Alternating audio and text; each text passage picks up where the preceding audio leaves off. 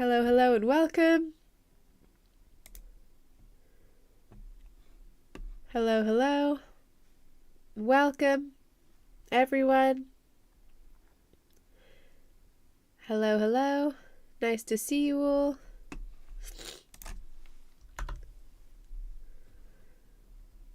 Thank you for joining. Hi, Mari. Hilda's crying over AQA. Hello. Nice to see you. Great. So, I'll give it another minute for people to file in. But today we're going to be continuing our free streams on Othello for Key Stage 5. This is Lesson 8. Actually, Lesson 9. That's incorrect. Lesson 9, if you can believe it. Power. We'll be looking at all different kinds of power. Who has power? Who doesn't have power? Across the play of Othello. This is part of our free streams for Key Stage 5 all across the year, completely free for everyone to access and to go back to at any point. This will be a diving into our next theme. We've covered jealousy already, and we will be moving now on to power. Okay, so in case this is your first lesson here, this is me. I'm Eleanor. I'm one of the English teachers at My Ed Space, and I'm providing all of the free stream content for Key Stage 5 for this year. Now, let's get started with some review. So if you are studying Othello either in year 12 or year 13, then let's use this as an opportunity to review what you know already. So pop into the chat, who has power in Othello? It doesn't have to be full sentences, can just be bullet points, etc., or a list of who has power in Othello. We will be debating this across, so if you're unsure, still give it a go and we'll address any misconceptions that there are. Who lacks power in Othello as well? At what points does this change? What kinds of power appear in Othello? Who subverts or challenges power structures in society? What power structures existed in Jacobean society as well? So that's what we're going to be looking at today. Apologies, I do have a bit of a cold, so that's why my voice is particularly gravelly today, I'm afraid. So just pop into the chat, take a moment to do that, and then we will get started as we can correct people's work and go from there. And just so you know, the workbook is available in the description, so that you can have a workbook full of this that you can annotate either on a device or print it out and written, so that you can take all of this away, all of our discussions, etc. Thank you, Scott. I hope I do feel better soon, because not feeling great right now. So apologies if I blow my nose and sound a little bit gravelly today. So let's get started. Who has power in Othello? First of all, let's think of place. What place has power in Othello? Venice, compared to Cyprus, which it goes with a kind of conquering intention over Cyprus, which was continuously being wrested between Venice and the Ottoman Empire. So Venice has power. The military has power, right? There's a lot of military language or martial language here. There's also martial law on Cyprus, which means that their soldiers of the Venetian army are taking the place of a government, and Othello really is the leader of Cyprus at that point. As we can see at the end of the play, which we know, Cassio becomes Lord Governor of Cyprus, and thus he takes over Cyprus as well. So there is this element of military as well. if we're thinking characters, who has power? Well, Othello, he's a general. He's a man. He's a husband, etc. Iago has power over Othello as a man, over his wife, over what is truth.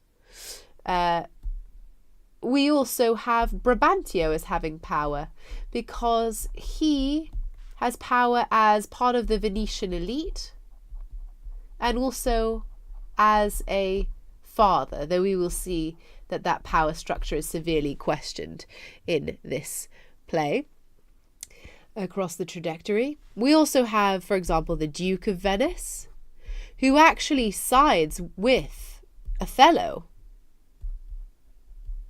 but commands Venice otherwise, and is Othello's boss, for lack of a better word, because it is he who commissions Othello to go to Cyprus. And he's also sort of the institution, right? So when, for example, Othello hits Desdemona and the other character said this would not be believed in Venice, there's this idea that all of this is going to be reported back to the Duke of Venice and that he can change the structure of the military whenever he likes. So, for example, it is he who has decided that Cassio will be the lieutenant as well by signing off on Othello's recommendation. Could we say that Cassio has power as well? Perhaps, right? He has power over women. He has this kind of charming power over people. He has power as the lieutenant and power particularly at the end. We could say characters like Emilia and Desdemona have power. They are wives of Venetian elite. Desdemona in particular has the power at the beginning of her virginity, of her reputation in society. She has power over her husband. Cassio calls her my captain's captain, or our great captain's captain. Someone who seems powerless, in particular someone perhaps like Bianca, right?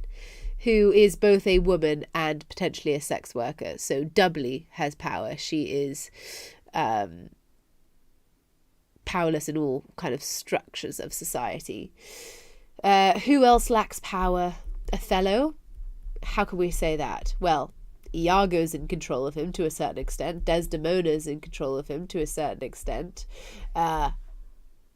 Reality / appearance has power over Othello.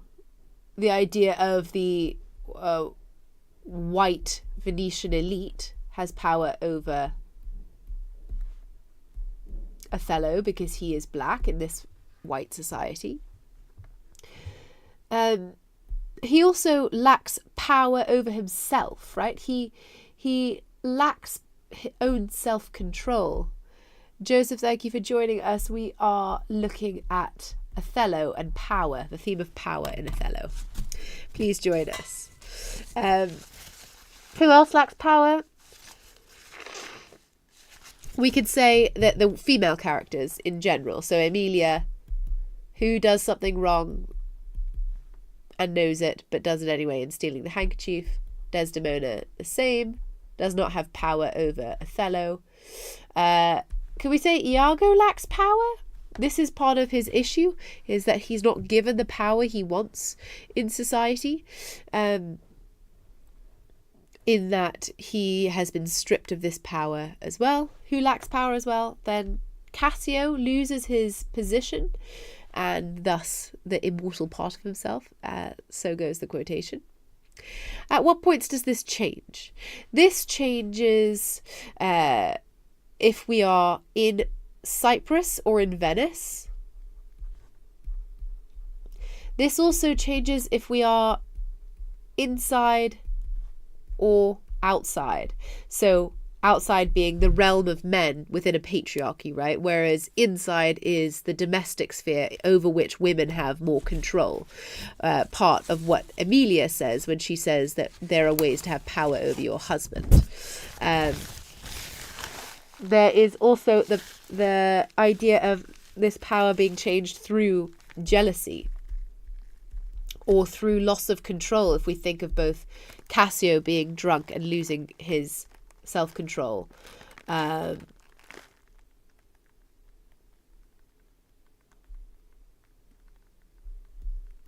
Losing his self-control when there is external influence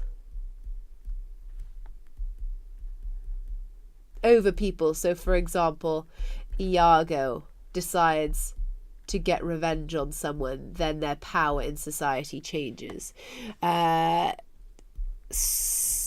Social reputation as well.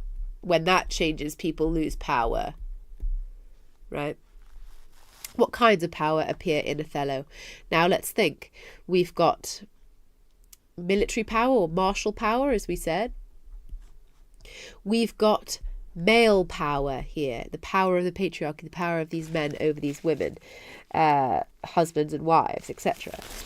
We also have the power of sexuality, perhaps with Bianca and Desdemona being the clearest examples of these. We have the power of manipulation here. We have the power of suggestion here as well, in that it is only the mere suggestion of infidelity that drives Othello's self-destruction. We also have the power of good and evil, right, here. Perhaps Desdemona and arguably Othello as good, and Iago most definitely as evil. What's the deal with Desdemona? Is she just a victim? Does she show some serious strength in how she handles things? Joseph, very good point. We will be looking at that in the lesson. I would say both. What kinds of power as well? The power of society. The power of reputation. Even if we think about Emilia as powerful, as I said, then we can think of the power of bonds in society. For example, sororal bonds or sisterly bonds in society, or fraternal bonds. M11, thank you for joining us, saying competitiveness. Absolutely, that perhaps links with this idea of masculinity, right? 100%. This is a good starting list. If you could think of any further ones, feel free to pop into the chat. Then who subverts power structures in society? What kinds of power? Racial. We must include. Who subverts them? Well, Othello, because he marries a white woman. Desdemona, because she defies her father and marries who she wants in the dark of the night.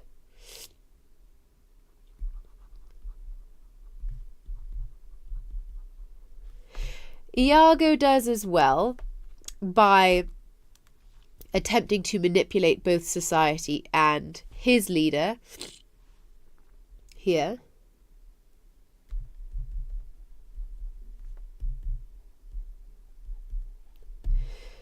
We could think of Emilia as well as subverting the patriarchal power of society. I am a little unwell, I'm afraid, K. Mohammed. Apologies for the sniffling.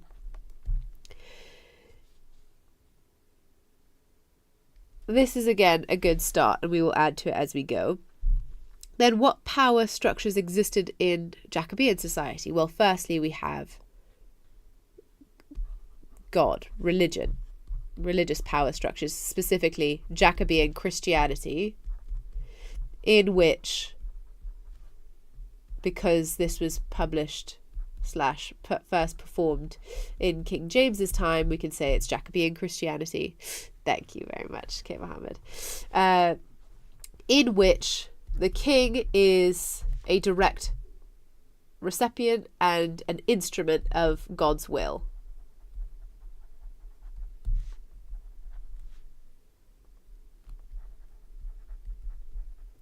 We also have patriarchal power structures here, right? Patriarchal power structures that placed women in the domestic sphere below men. We also have racial power structures. What's that Jacobean structure mean exactly? So Jacobean society is the society of Shakespeare's time under King James I. If we're thinking about power structures, then we're thinking like what was determining who had power in society of the time. So we're thinking of race controlled by ideas like colour theory, xenophobia, prejudice. Also controlled by Christianity, because black was aligned with ideas of devilry. We can also think of the Great Chain of Being, which you may remember from GCSE Macbeth, perhaps, in which everyone's position is determined in this hierarchy in which God is top, king is underneath, and everyone underneath that slots into their own place. Society, absolutely. M11. Society, and balance that with reputation, so the kind of view of someone within society, absolutely. Thinking about how you're presented to the outside world being really important in terms of determining your power. We could also say class, right? Class. And then let's look at how power appears in the play. And here I've pulled a bunch of quotations that portray different kinds of power that we've got here. And apologies. For example, Othello says, "My services which I have done the Signori shall out-tongue his complaints." So this is a black man arriving in the middle of the night to the Venetian court saying, "Don't worry, my services I've done to the Signori," so that's probably seigneurs, so the people in charge here, the Duke's cabinet, shall out-tongue his complaints. So will have more weight and carry more weight in Venice than Brabantio's complaints that I have married his prize daughter in the middle of the night without asking, without permission, and knowing that this is a huge transgression. So here we know he's got social and reputational power here that he thinks will preserve him. Well, also military power, right? This is his strength in his reputation in the military. That will actually be better than this transgression. So he's saying, essentially, my name will save me from my actions. Here, that's how highly regarded I am in Venice, despite being a black man. So interesting that we start that way, right? Because that's in Act 1. And then later in Act 2, we have Cassio saying, reputation, reputation, reputation. I've lost my reputation. The immortal part of myself. What remains is bestial, right? So when we think of that quotation, we think of Cassio.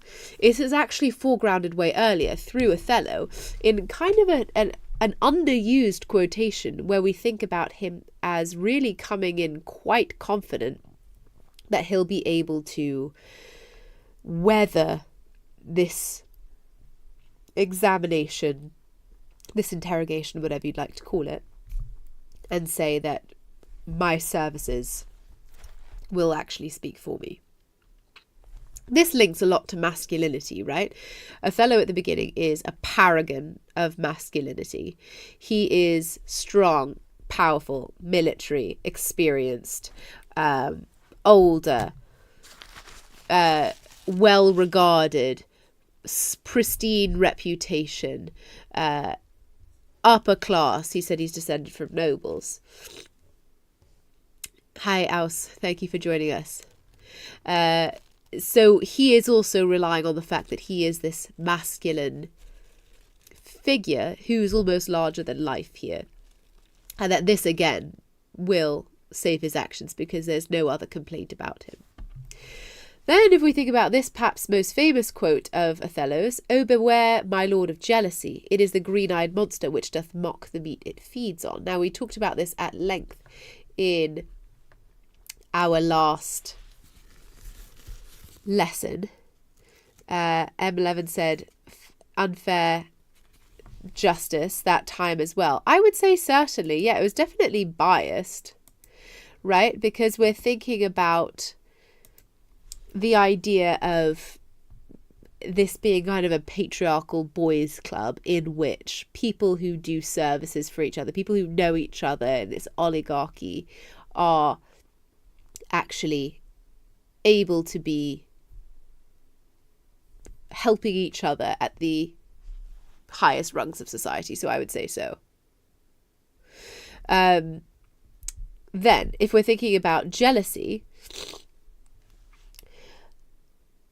jealousy is described as a monster. So then jealousy has power. The person who's saying it also has power. Iago, he is warning, essentially, us and Othello about his own power in describing jealousy as this monster that, as we said last lesson, is green-eyed, affects the vision of someone whilst also humiliating them and consuming them entirely.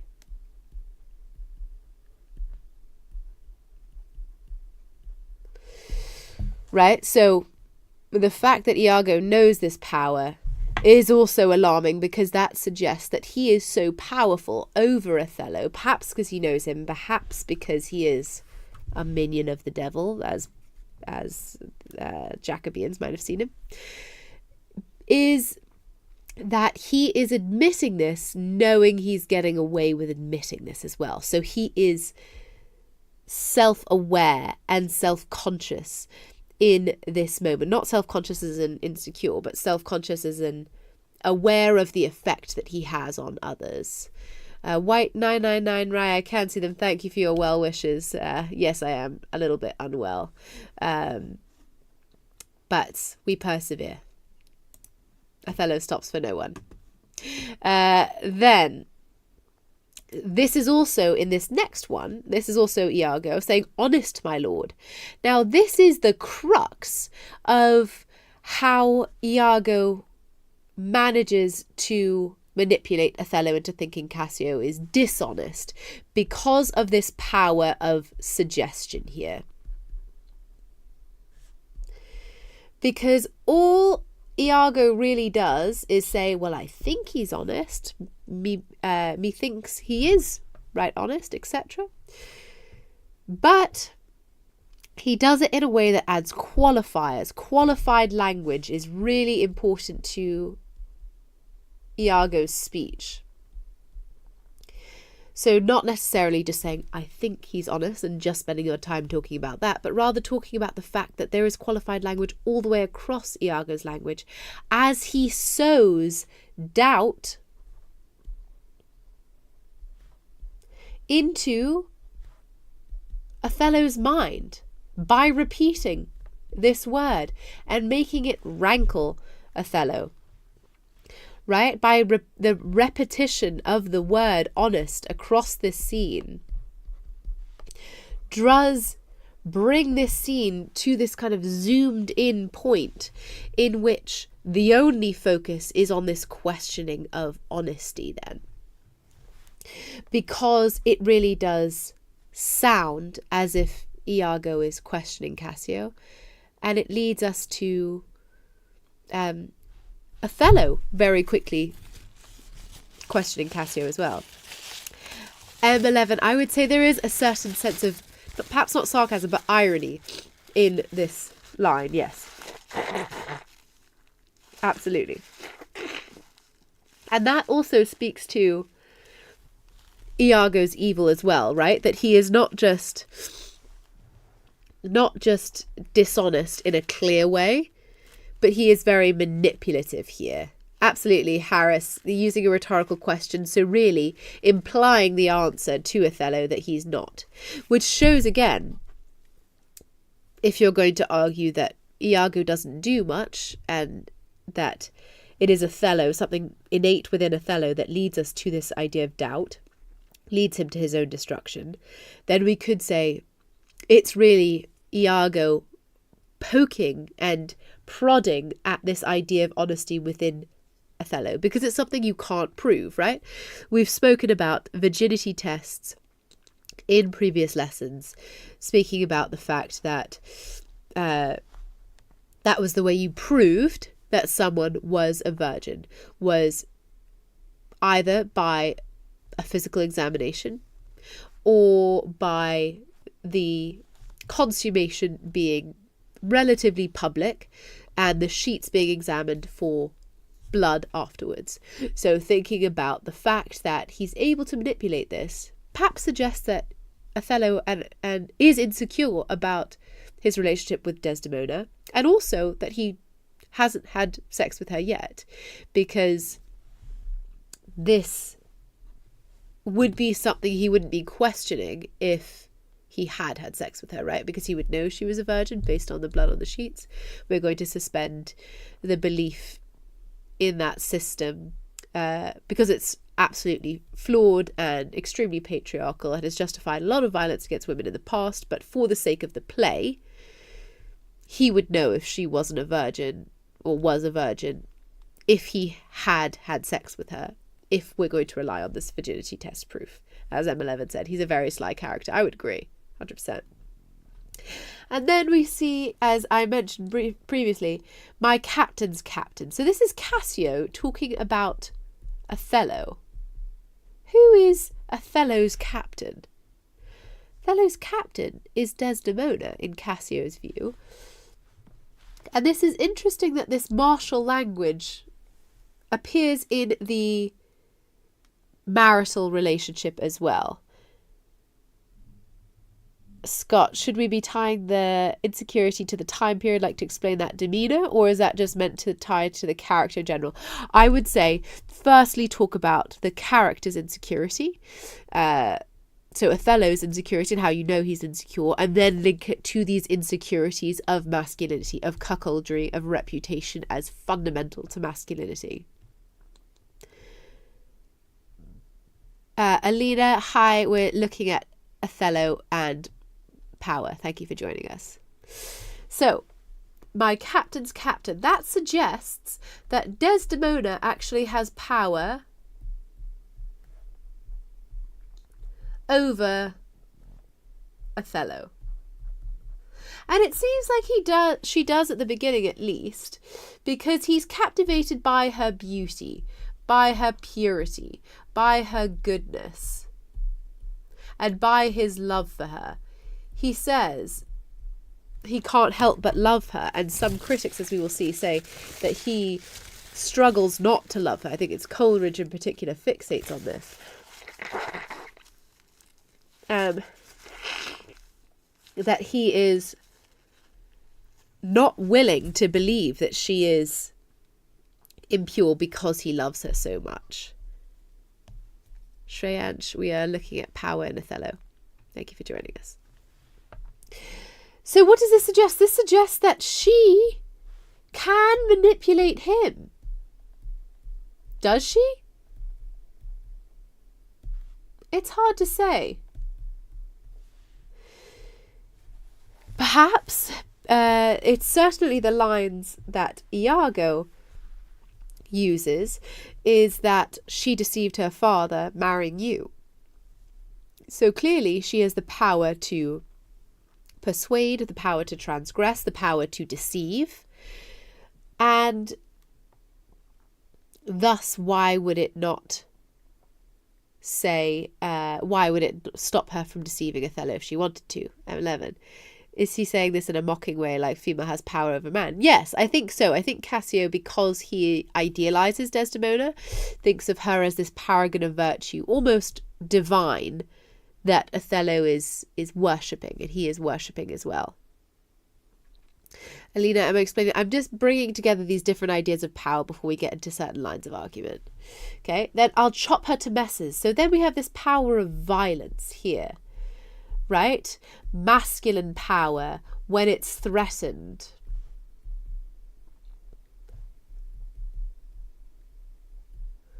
When it's threatened here.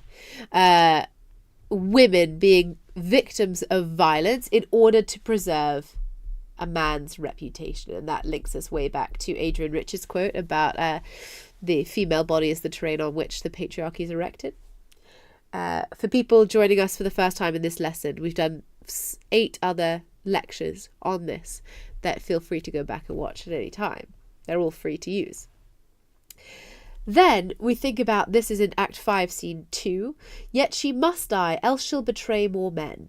So, firstly we have, this is Othello saying this. And Othello here then becomes this, in his mind, godlike figure of vengeance or revenge. Again, deciding that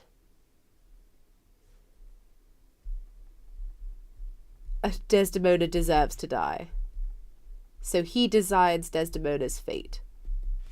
And again, or else she'll betray more men. So again, it's at the expense of men that Desdemona has been unfaithful, and so it is for their preservation that she is destroyed. And then we have this idea of power with Emilia here. This is Emilia raising the alarm, being the witness of the murder, and it is through her that the revenge, that the deception, etc. has been revealed. It is only her who can seemingly see through Iago and has the power to reveal all of this to her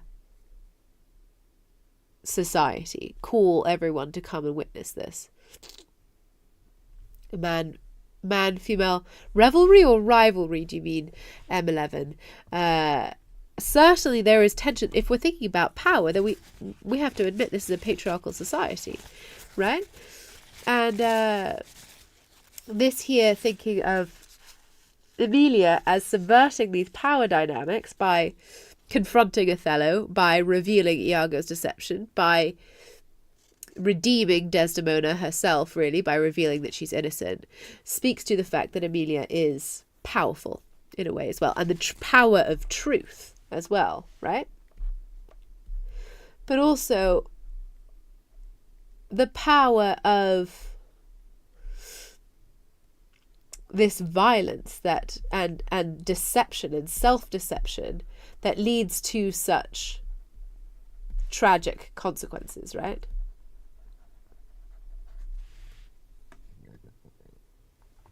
Tragedy. Yeah, so you meant rivalry. Yes, rivalry. I'll put it here so you can see how to spell. Okay. So, again, we're trying to organise our thoughts.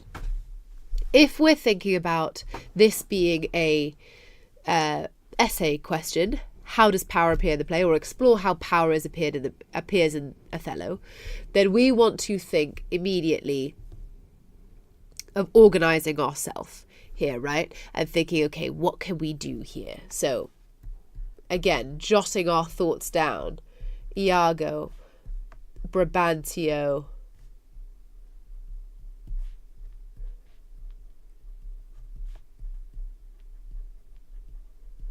right? Perhaps women do and don't have power.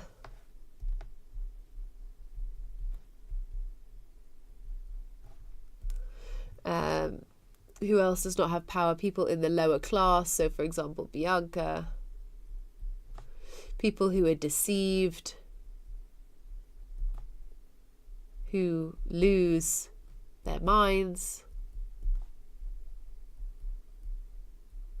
What did more hath mean really? The Othello has killed my mistress, or killed my lady.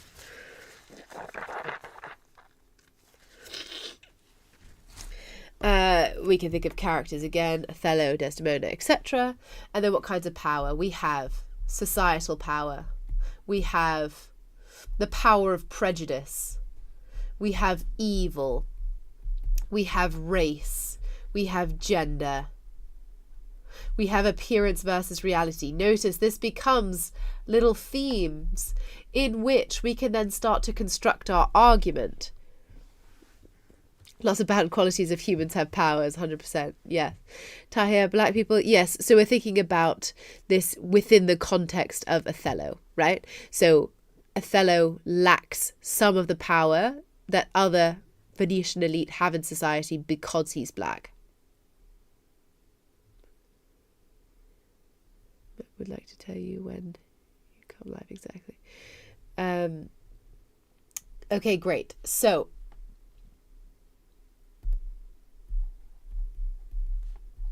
control, reputation. We've got these ideas. So then these become your different arguments for your different, I would say, aiming for 5 paragraphs of each of these questions that you're looking at. So perhaps you would focus on Iago and his powers of manipulation for 1 paragraph. Perhaps you'd focus on Othello and his powers as a man, right? Especially in his dynamic with Desdemona, perhaps, or in society. We could also think of the power of prejudice, as we said, and how it affects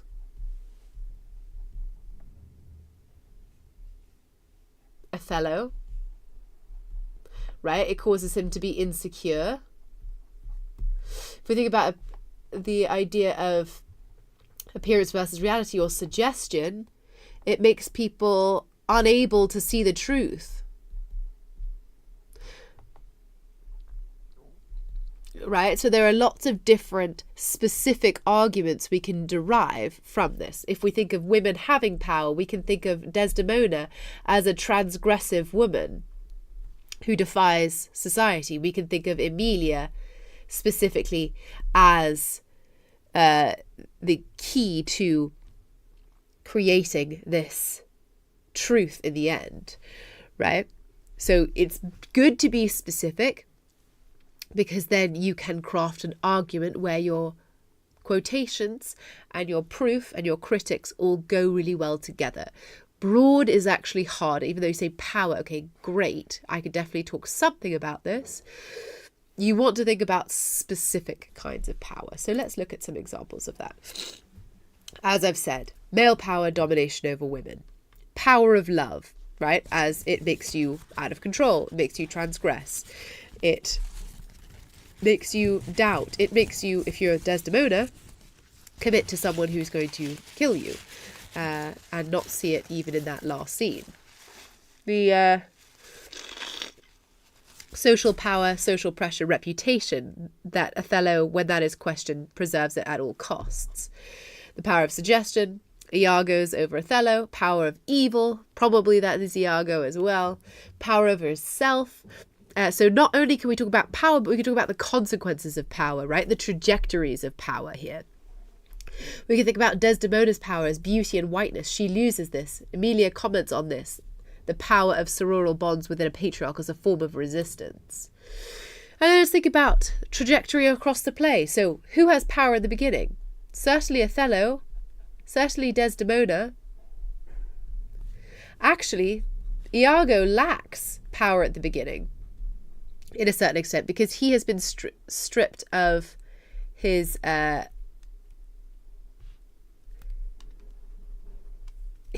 suggested appointment. He wants to be lieutenant and he's not. So he lacks it. Brabantio has even more power than Othello, etc.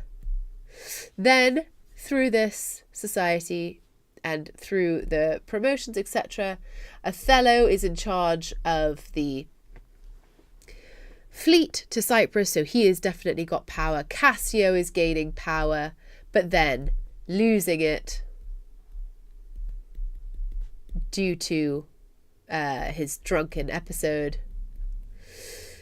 Iago gains power, right, because he starts his manipulation. Brabantio loses it and actually disappears from the play in general because he has been so harmed by what Desdemona has done. And we find out later, of course, he dies off stage of grief. Then at the crux, arguably, but for the most part agreed, the crux is Act 3, Scene 3, the temptation scene, as it's called, when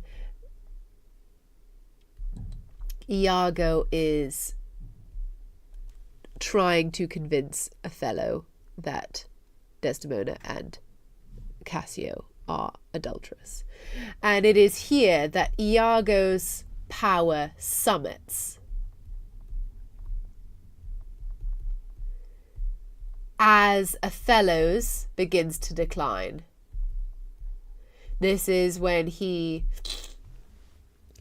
is becoming completely unhinged. He becomes incoherent. He falls into epileptic fits. He doesn't make sense.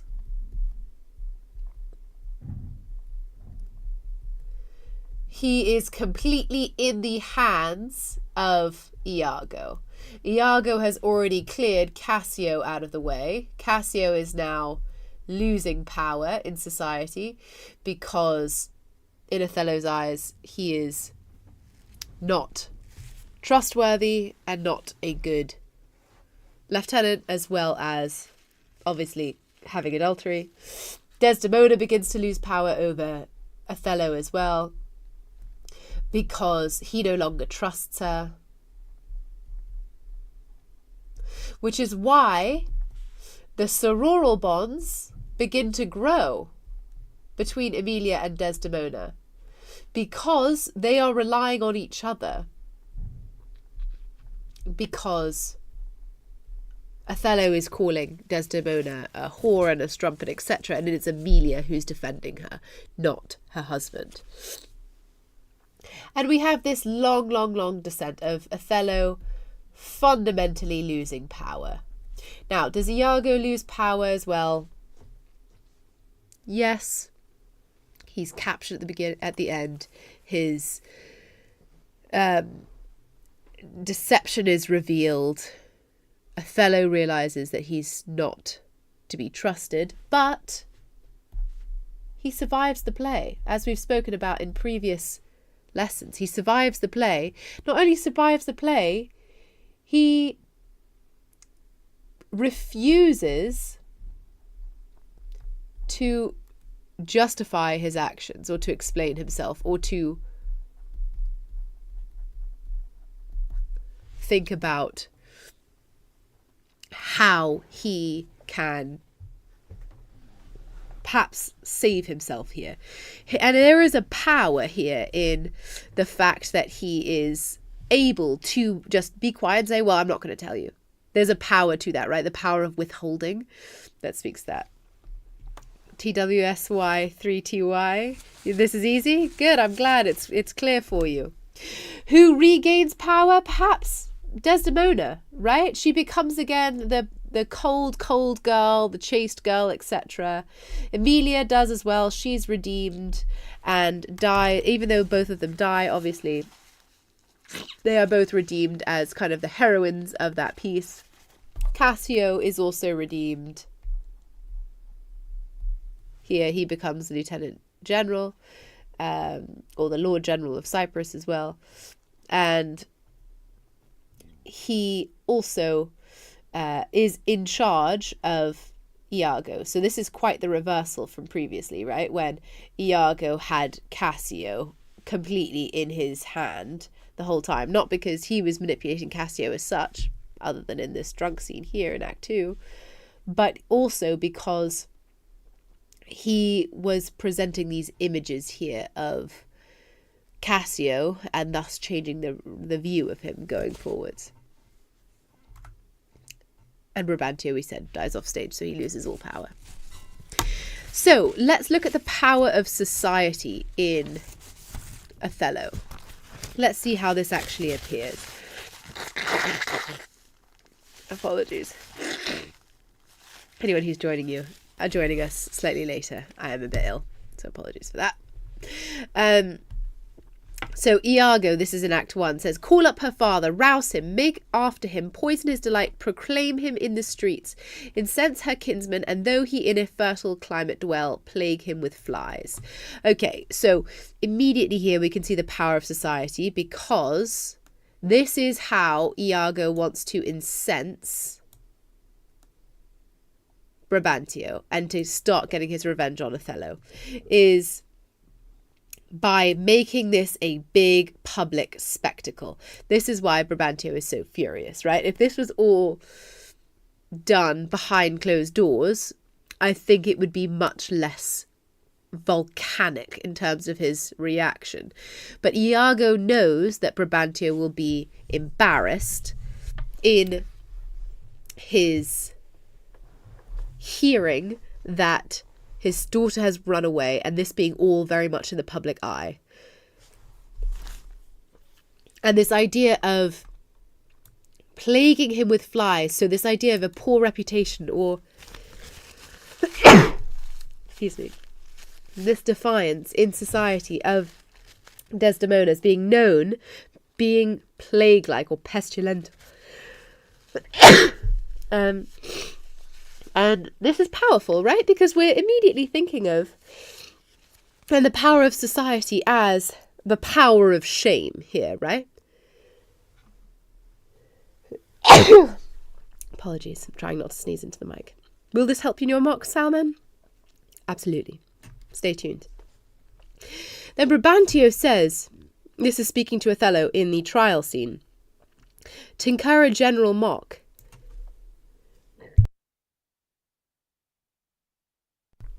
To incur a general mock, judge me, the world, if 'tis not gross in sense.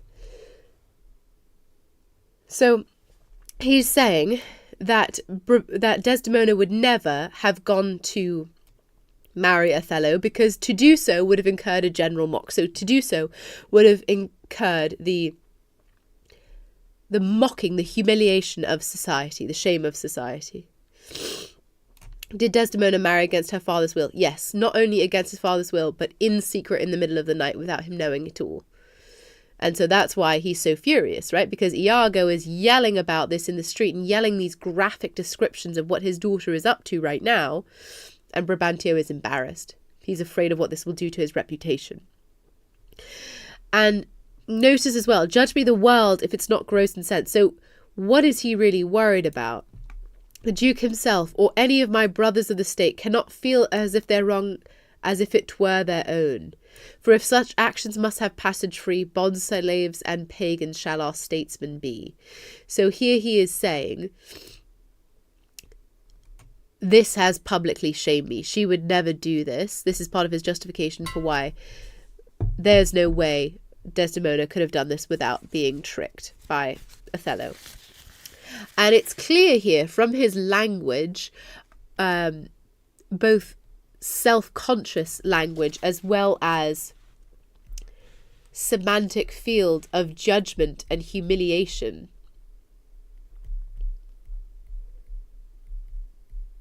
As well as clearly this is a public sphere, right? Because he's thinking of these brothers in state. He's bringing this to the court in public and thinking of these other senators as his brothers and feeling as if his shame will be their shame.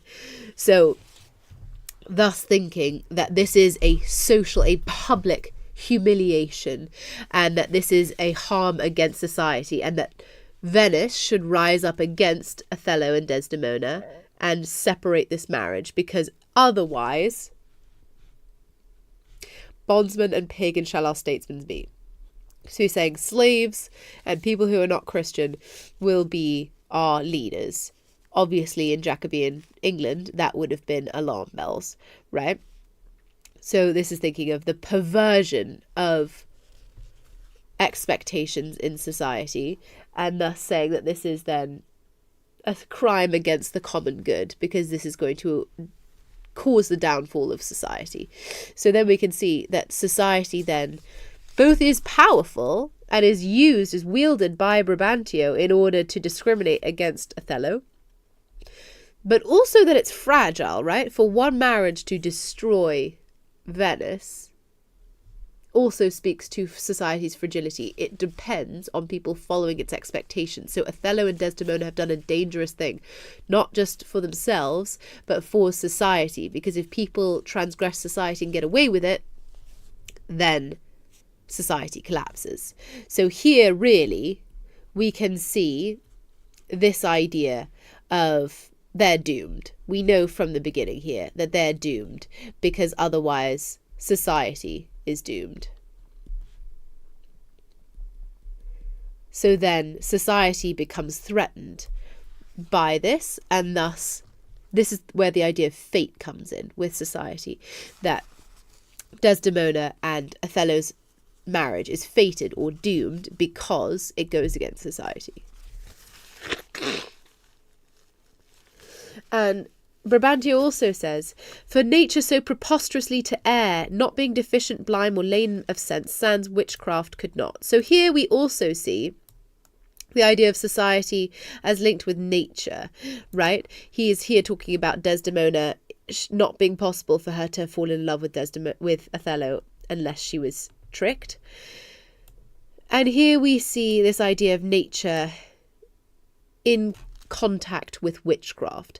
So these two things being opposite. And thus we can see now the bifurcation of society into nature, into what is expected in society, and what is witchcraft, what is transgressive in society. And so here Brabantio is wielding the power of society against Othello by saying, we are the natural ones, this is accepted for us, you are defiant. As M11 said, fear of something changing, fear of something different, before unknown. 100%. Yes. So again, this resistance against Othello that shows the power of society against him. Othello also says, rude am I in my speech, and little blessed with the soft phrase of peace, for since these arms of mine hath 7 years' pith, till now some 9 moons wasted, they have used their dearest action in the tented field. So what Othello says, and this is again in Act 1, he is aware of the power of society here, because he says, I am not used to this. I'm not used to society. I am an outsider here. I am not accustomed to the language and the conversation skills that other Venetian elite who are not spending the last 7 years in the military would know. So basically, he is conscious of his role as an outsider. This then sets up our argument, right? The power of society and its tension with Othello.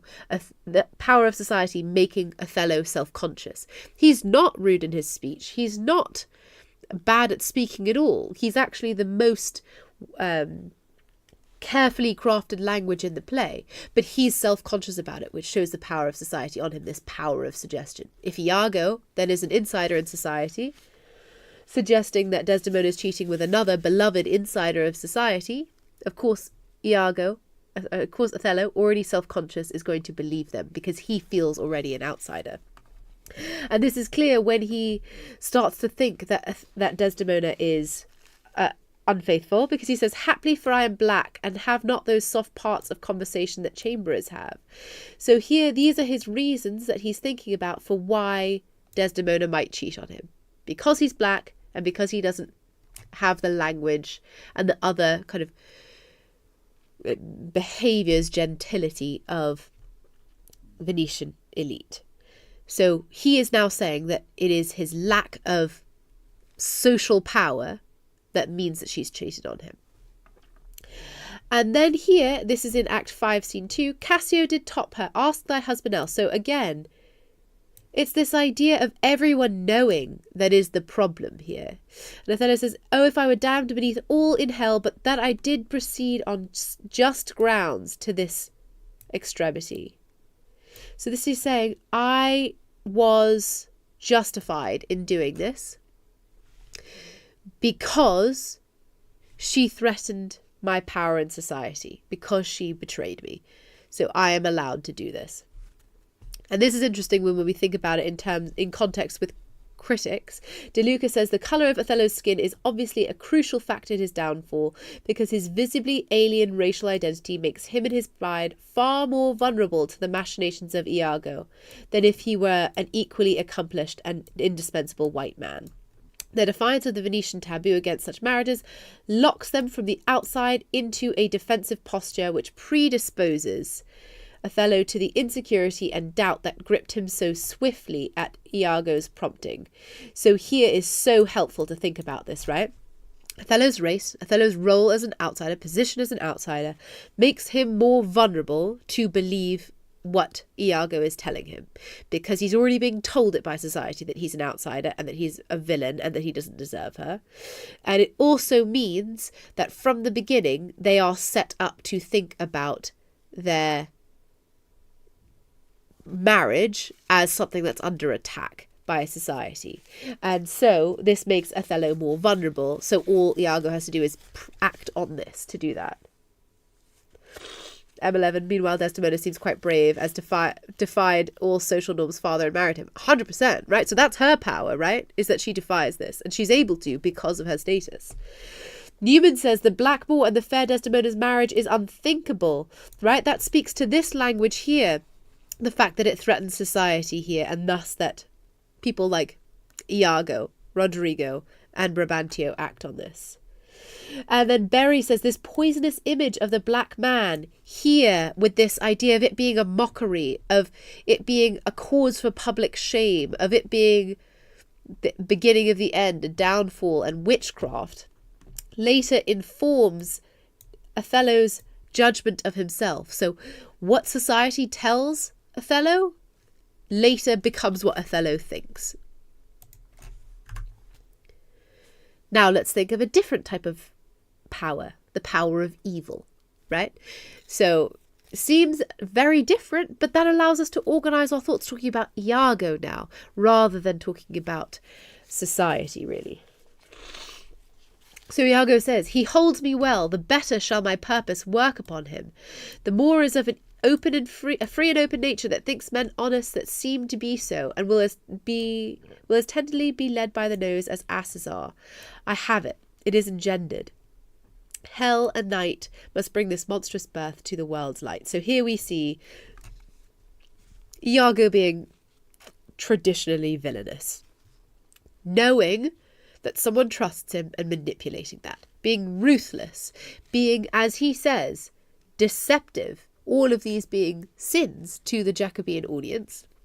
And thinking of him, particularly here with this tenderly led by the nose, as asses are, this idea of leading him into sin, builds him almost to this satanic figure here. And there, with the hell and night must bring this monstrous birth to the world's light. That black and light imagery there, so usually associated with Othello and Desdemona, actually links back to Iago even earlier. This idea of him being associated with hell and night and monstrosity here, of his own language here as well, speaks to this idea that he is aligned with this. He sounds almost like Lady Macbeth here, right? Or Macbeth, this darkness come down, etc. Pour me with the dunnest smoke of hell. And we can see this as well as we've looked at with jealousy, this motif of poison with Iago. He already changes with my poison.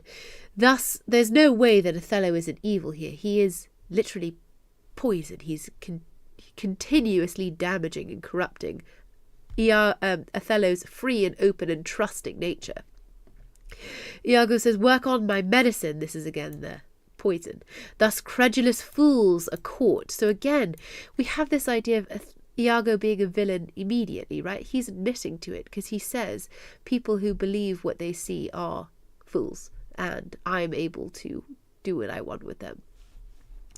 And Iago practicing upon his peace and quiet even to madness. So this is praying, in other words, upon his peace and quiet even to madness. So driving him to insanity, and doing this by manipulating the good things about him, corrupting him again.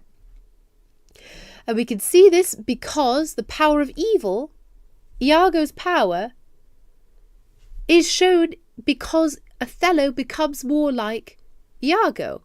He says, "Oh, blood, blood, blood." So Othello becomes the monster that Iago creates. The power of evil is that it makes someone who is so loving into this monstrous, animalistic, evil creature itself. Evil engendering evil then. And we can see how much Iago's power is just full force later on in the play when he says, "Do it not with poison, strangle her in bed, even the bed she hath contaminated." So he here is suggesting the way of murdering Desdemona, who he knows is innocent, and Othello, who he knows has nothing to fear. He is going to destroy innocent Desdemona and damn Othello to hell because he killed someone innocent. And this idea of contamination here, and this imagery of the language strangling her. So Iago not just being villainous here because he's telling Othello how to murder him, but also this idea that for him, Desdemona is disposable, right? She is just a means to an end for him in terms of being able to destroy him however he likes.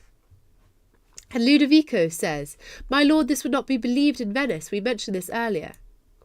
Is this the noble Moor, whom our full senate calls in all sufficient? Is this the nature whom passion could not shake, whose solid virtue the shot of accident nor dart of chance could neither graze nor pierce?" So this is an outsider's perspective. This is Ludovico arriving later from Venice. This is the reaction that from Othello striking Desdemona and him saying, "No one would believe this in Venice. There's no way." And he says, "This can't be the same guy that our whole Senate backed and supported and loved. There's no way. He was so calm and steady." So this shows the effect of power of evil because it has completely transformed. It's stripped Othello of his humanity and driven him completely unrecognisably into monstrosity. And this shows the doubt here as well. This complete fearfulness of this being destroyed. And then Othello here at the end, of one not easily jealous, but being wrought. So the power of evil, being wrought, perplexed to the extreme. So him being pushed to the point of no return by by Iago. So showing how far evil can push you. I'd say besides that in Aleppo once, where a malignant and turbaned Turk beat a Venetian and traduced the state, I took by the throat the circumcised dog and smote him thus. So these are his final words as he stabs himself. And here not only do we have this idea of Othello saying that it was evil that pushed me to this, but also that he's describing this time, remember all the good things about me. Remember when I saw this evil Turk, so someone from the Ottoman Empire here, who was the enemy of England as well as Venice, who beat a Venetian, so crime against the state then, and traduced the state, so it was treasonous against the state of Venice. So these are unforgivable crimes. Othello is redeeming the state of Venice, is saving its name by taking the villain, the Turk, grabbing him by the throat and killing him. However, this is his final words. So who is this Turk he's talking about? This circumcised dog is Othello himself. He has now, through the power of this evil, made himself the villain. Made himself a malignant Turk and a circumcised dog. So he is no longer the noble Moor who the full Senate supported. He is now a common enemy of Venice here. And thinking about him as a dog. So he is here lower than the low and deserving of the punishment that Othello gave to an enemy of Venice. So he had now, in his own mind, is an enemy of Venice. What's the meaning of chromatic? Chromatic depends on when you're using it, but has something to do with colour, because chroma means colour. So Hunter says, Iago finds power and pleasure in seeing others suffer. We can totally see that here. The poison, these asides that Iago uses, right? Especially those believed to be superior, even invulnerable. So that's evident through Ludovico's language here, right? And Othello's, Iago's language here, in saying he's going to destroy people who are supposed to be beyond reproach. And he enjoys it as well, the way a satanic figure would. D'Amico says Othello's soul was ensnared by Iago's trickery and deception. 100% right. He is caught in this web of evil and is destroyed as a result of it. French said control is his absolute good, but it gets him nothing. He goes round and round at every step, inventing new reasons to exercise control. So this idea of Iago enjoying the control that he has over Othello, and so not really having any reason to get revenge on him other than just wanting to play him and have control over him. And Bloom calling him an artist of evil. Such a good quote to think about him as this kind of architect of the play. And he's also described as a director by Bloom, and then this artist of evil. So he is creating these appearances, these images, these scenes within the play of evil intent. Narcissistic M11? Perhaps. Then here, let's think about a completely different way of thinking about power here. In the power of women in Othello. So, first of all, let's look at Emilia's quote here. Emilia, I durst, my lord, to wager she is honest, lay down my soul at stake. If you think other, remove your thought, it doth abuse your bosom. If any wretch have put this in your head, let heaven requite it with the serpent's curse. For if she be not honest, chaste, and true, there is no man happy. The purest of their wives is foul as slander. So this is Emilia defending Desdemona upon her life, which is foreshadowing, as she does defend Desdemona to the point of her own life being lost in her insistence that Desdemona is innocent. And this is interesting as well because she's saying this to Othello. This is the beginning of the scene. So we see it in media res, which means that we don't have the beginning of the scene when Iago or Othello bursts in and says, hey, what do you think about Desdemona? Do you think it's possible that she is adulterous? We just have Emilia insisting to Othello, she is honest. I will lay down my life on it. Foreshadowing. And then we have this interesting imagery that for us is such dramatic irony of Emilia unwittingly calling Iago the serpent's curse. Let heaven requite it. So let heaven prove and avenge itself on this serpent's curse. She is saying the purest of wives, there's no man happy. If she can't make you happy, then there's no one who could ever be happy. Her husband would be the happiest person on earth because she is the paragon of Jacobean and Venetian femininity. Which also speaks to the power of Desdemona, right? She has everything needed for a Jacobean / Venetian woman to have power, right? She is honest, chaste, true, beautiful, pure. There's no reason to doubt her. Her reputation is that good and preserved. Then your counter-argument perhaps could be about her transgression. And then Cassio, my captain's captain. So then the idea of women having power over their husbands then links into this idea of the power of women in this particularly internal field, domestic sphere.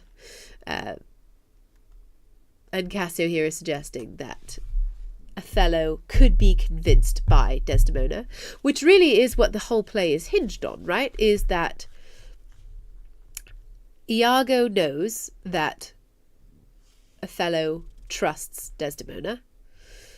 Iago knows that the way to get Cassio back into Othello's good books is to have Desdemona intercede for him, because Othello can't say no to Desdemona. So this is actually revealing the idea of Desdemona having power over Othello, and Iago knowing this, and Iago using this in order to sow the seeds of doubt. So he's doing two things simultaneously. He is sowing the seeds of doubt in Othello, but he's also getting Desdemona and Cassio to act exactly the way they would do otherwise. But because Othello is suspicious, this is all confirmed as part of the treachery. So Iago's power here is knowing all of his characters and knowing that Desdemona has power over Othello as well. Desdemona as well saying, I never saw this before. Sure, there's some wonder in this handkerchief. I am most unhappy in the loss of it. And Emilia says, 'Tis not a year or two shows us a man. They are all but stomachs, and we but food. They eat us hungrily, and then when they are full, they belch us. Possibly the most direct person in the play here. Firstly, the power of the handkerchief, right? To unify all these different couples, to be this powerful crux of proof. But also Emilia's role as comforting Desdemona and speaking as a knowledgeable married woman. Remember, an unmarried woman would have no information about married life at all. So she then has now been inculcated into this group of married women, and Emilia is sort of catching her up with how the realities of marriage are, and in so doing is revealing the power of the patriarchy here, whilst also ensuring and developing this sororal bond with Emilia and Desdemona. So, interestingly, she says, they are all but stomachs and we are but food. In our jealousy lesson, which was the last lesson if you're just joining us, our last free stream on Friday was about jealousy. We talked about jealousy as this idea of consumption, right? This idea of power as consuming Othello, but also Othello talking about Desdemona as something to be consumed as well. Women's bodies as a site of violence within patriarchy. So then Emilia is saying that men are stomachs, we are food. So women are consumed by men here. That is the power dynamic between them. They eat us hungrily, and when they are full, they belch us. So they use us. There is perhaps sexual innuendo here in this idea of consumption and physical pleasure and sexual consumption. And this idea of belch us, they reject us, right? They burp us up, in other words. So when they're finished, they throw us away. Or they get rid of us. So this speaks then to the idea of the disposability of women and the power of women to unify against this power.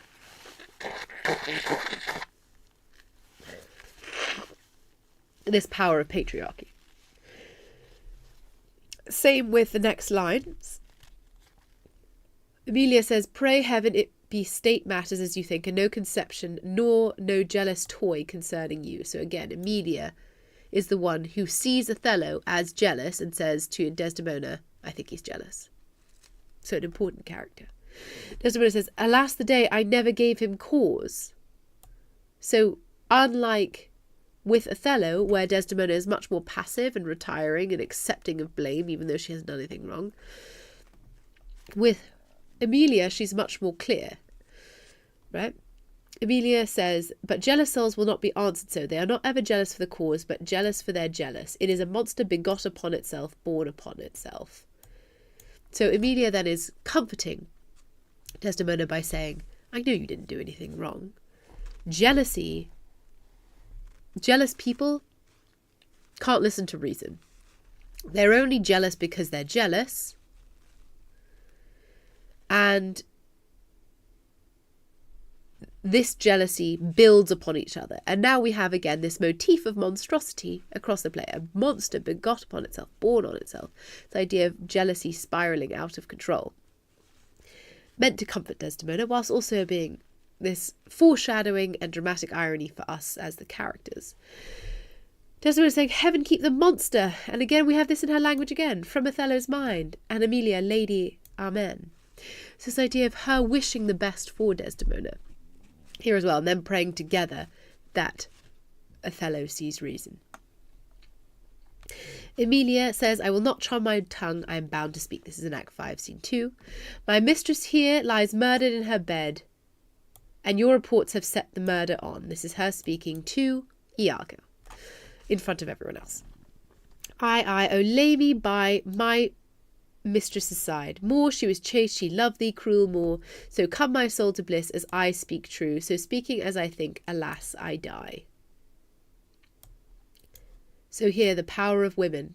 Firstly, she says she won't be quiet when Othello is yelling at her and Iago is threatening her to be quiet or else. She says, I will not, I have to speak. She then reveals this whole plot. My mistress is murdered. Your report, Iago. You made this happen. And when she is stabbed by Iago for revealing all of this, she wants to be laid by her mistress's side and sings to her as she is laid by her mistress's side. So they kind of are then joined in this marital bed as this kind of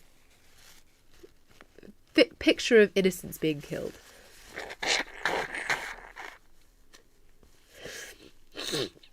And this power of sororal bonds again. She was chaste, she loved thee. She's defending Desdemona with her final breath. And as a result, she will go to heaven because she's speaking the truth. So this then shows this idea of them being paired together throughout the play and then both being redeemed because they were innocent. And interestingly here, Bloom says Emilia is the only one who that Iago underestimates, as she is the only one who can bring Iago down. This idea of revealing Iago here, and Emilia having more power than Iago realizes. He's the only one, or she's the only one he can't control, and has to kill her in front of everyone and thus reveal his villainy. Bloom also says Emilia's heroic victory over Iago is one of Shakespeare's grandest ironies and appropriately constitutes the play's most surprising moment. So this idea of Emilia then as a hero. Neely saying Othello's central theme is love. Within Othello, it is Emilia who most explicitly speaks to this theme, recognises the central conflict, and inherits from the heroines of comedy the role of potential mediator. Which makes sense because she's such a mediator in all of these different scenes here. She dramatically and symbolically is the play's fulcrum. Now we can read this in two ways. We can read this as because she sees the truth and reveals it. But she's also an instrument of the destruction because she takes the handkerchief and gives it to Iago. So she is instrumental both in the downfall and in the redemption. Jardine says the stage world of Jacobean drama is wholly masculine and there's only a male viewpoint on offer. So this is a quotation I included so that we could think about using it to refute our point. So saying Jardine says it's wholly masculine, but if we look at the characters of Emilia and Desdemona and the sororal bond between them, there is a form of resistance in their relationship that fights against and subverts the patriarchal expectations and the power of the men in the play by bringing down Iago and showing Othello that he's been deceived. Tenenhouse says that Desdemona is the embodiment of female power at the beginning of the play.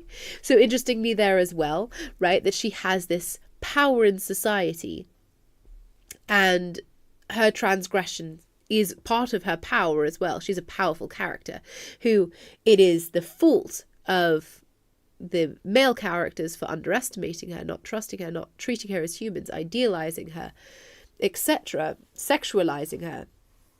That is the problem, because she is powerful in her own right.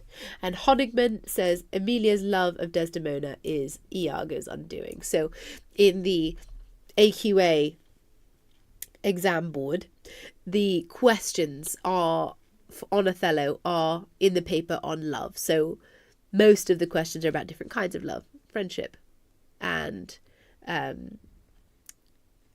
relationships between Iago and Othello, or Emilia as a character full of love. For example, this would be a great place to talk about that. Even if the question is about Desdemona, or perhaps about Desdemona and Othello, you can think about this as a counter-argument paragraph where you're saying, okay, Othello and Desdemona's role is important, but what's more important is Emilia and Desdemona's relationship here.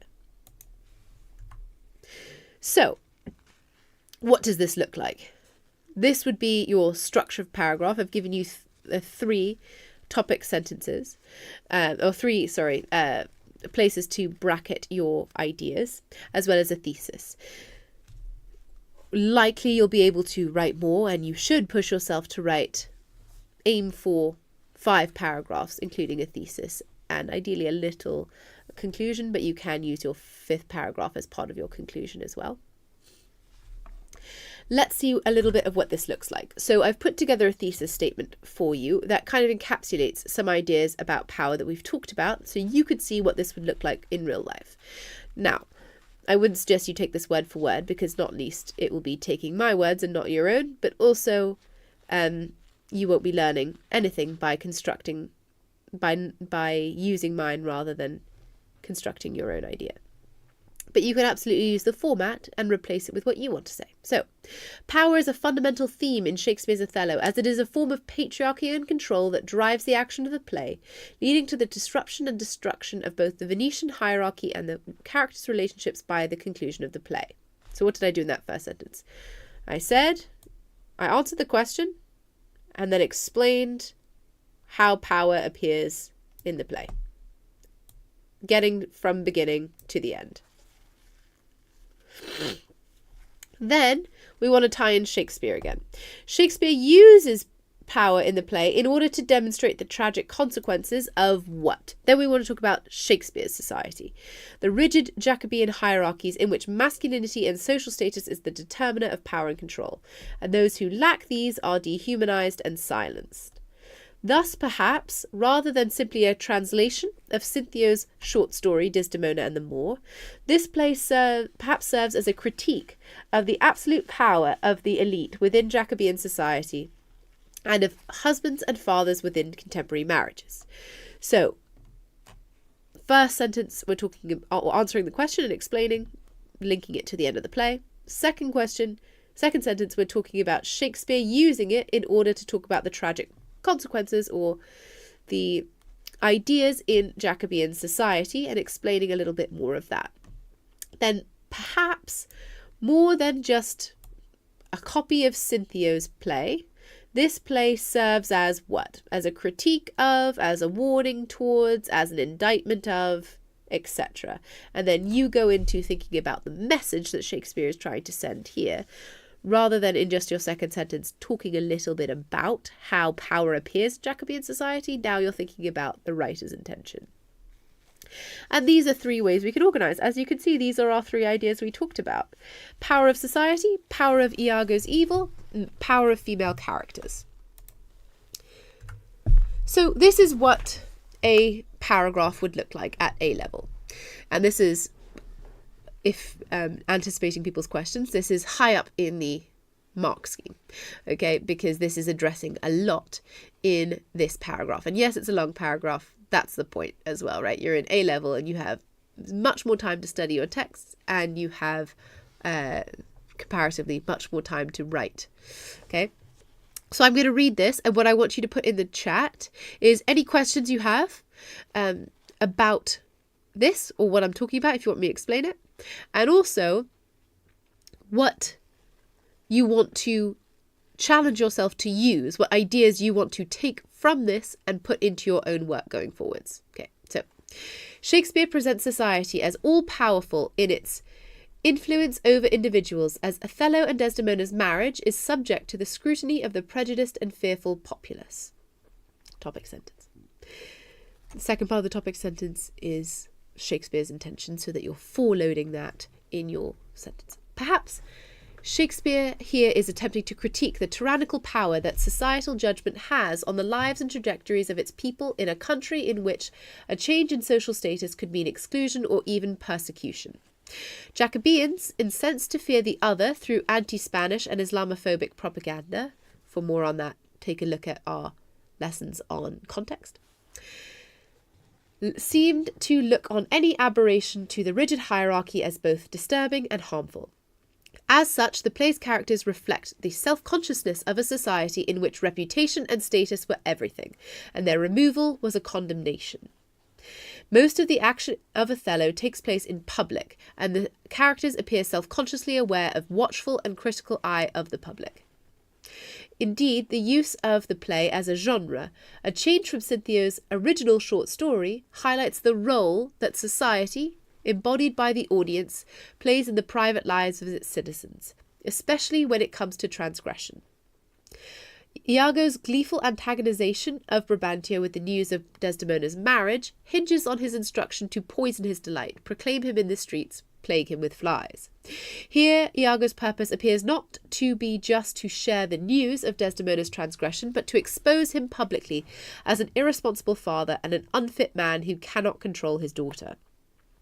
The use of pestilent imagery in Iago's speech in Plagued with Flies and Poison His Delight suggests both the corruption of his name as well as the pestilence that plagues those exposed to public shame.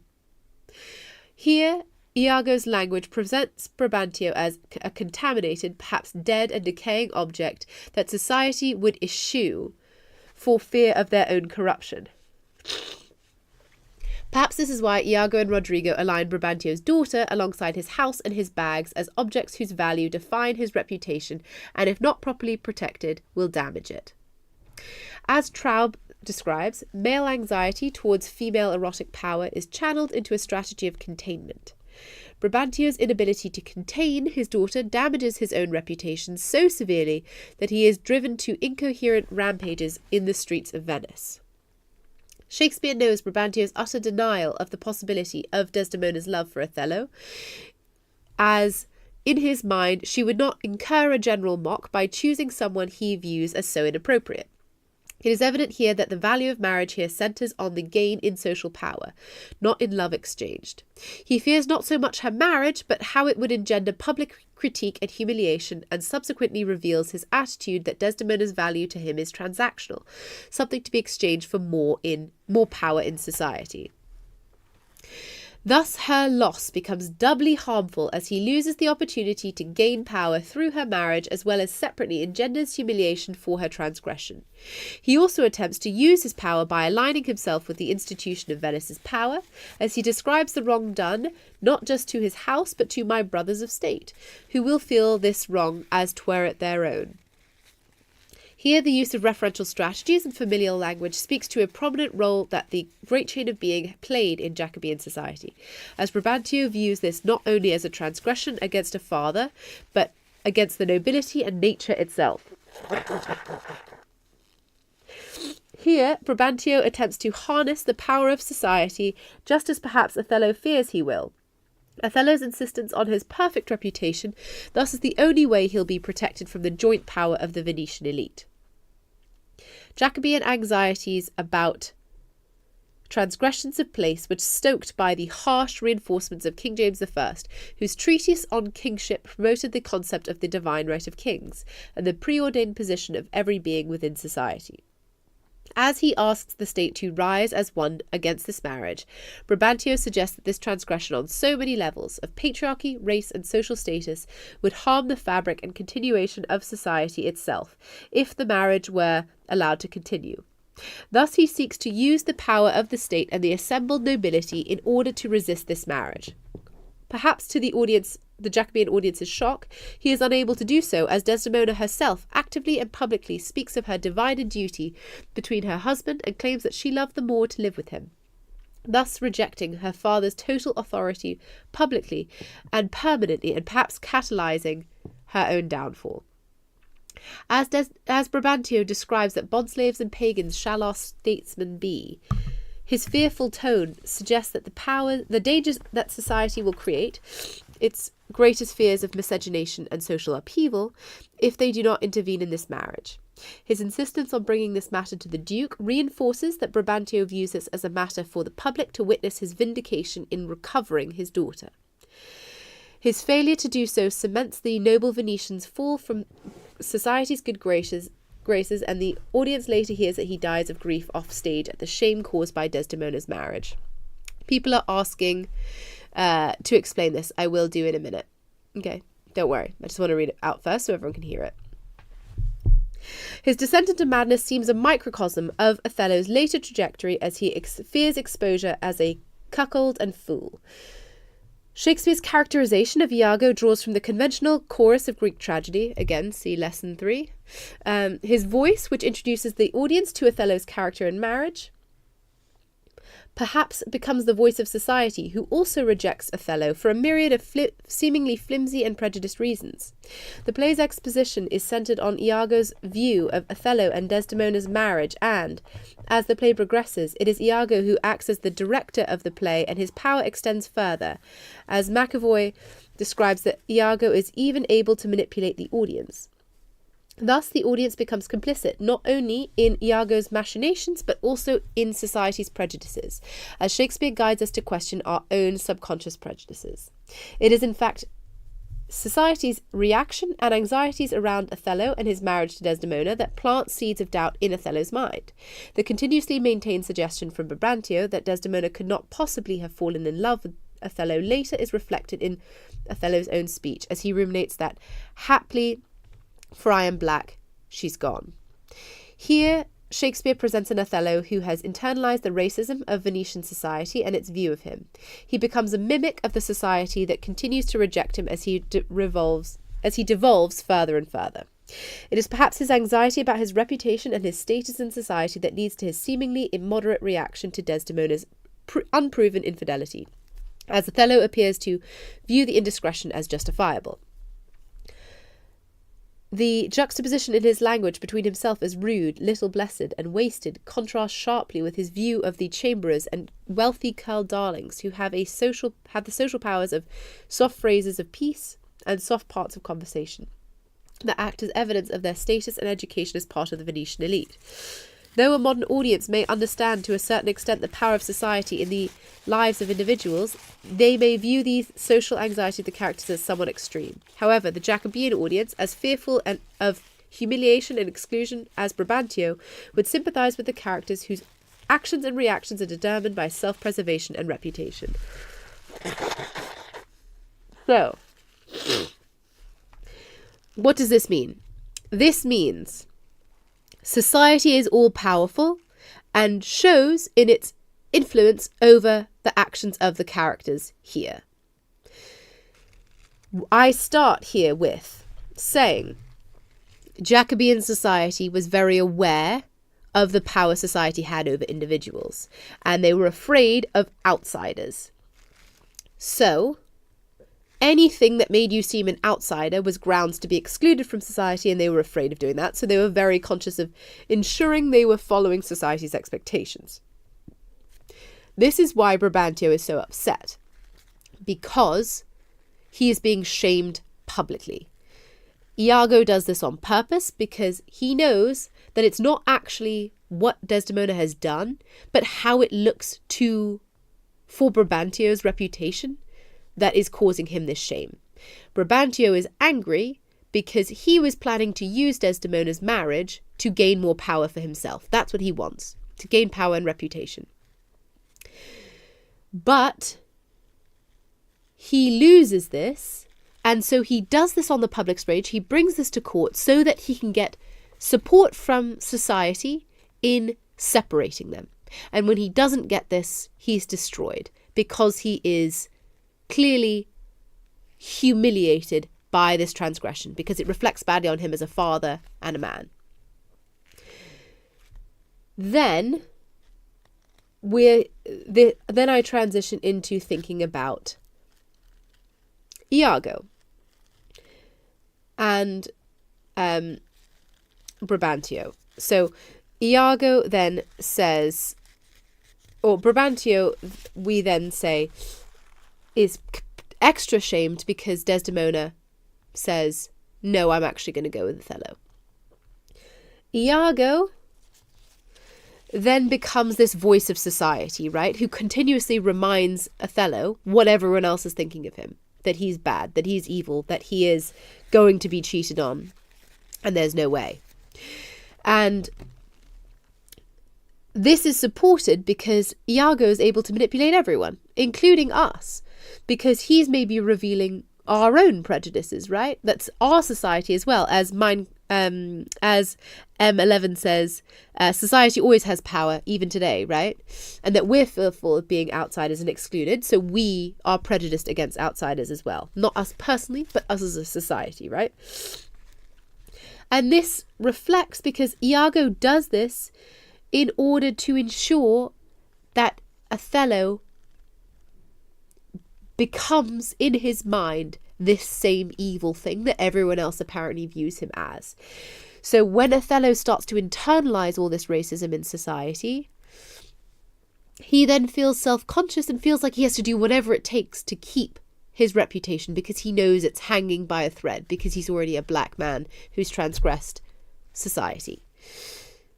So his language, especially when he's talking about himself compared to the other Venetians, shows the distance between them and shows how anxious he is to, and how self-aware he is of his position as an outsider.